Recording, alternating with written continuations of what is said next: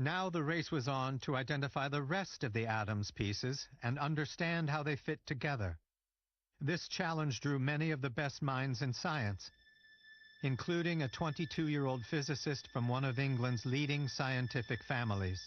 Henry Gwyn Jeffreys Moseley, Harry to his friends, knew that J.J. Thomson's tiny, negatively charged electron was one piece of the puzzle, but that left two big unanswered questions. Since atoms are generally neutral, that meant that the atom itself had to somehow have a positive charge to balance the negative charge out.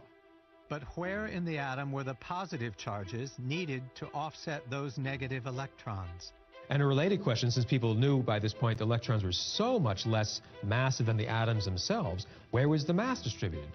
Rutherford and his students had been trying to answer these questions with the help of the positively charged alpha particles that poured out of radium during radioactive decay.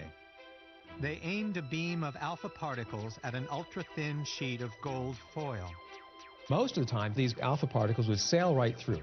But every now and then, some of these projectiles would actually bounce practically right back in their faces. And that was really, really unexpected. It was the most incredible thing that has ever happened to me. It was almost as if you had fired a 15-inch shell at a piece of tissue paper, and it came back and hit you. In late 1910, Rutherford came into the lab one day and announced he knew what this surprising result meant. It meant that the atom must be mostly empty space, but have some incredibly dense, hard center.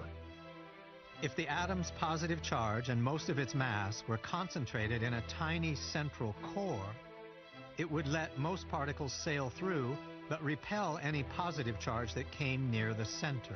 Then you can give the incoming alpha particle a real kick, and sometimes turn it all the way around.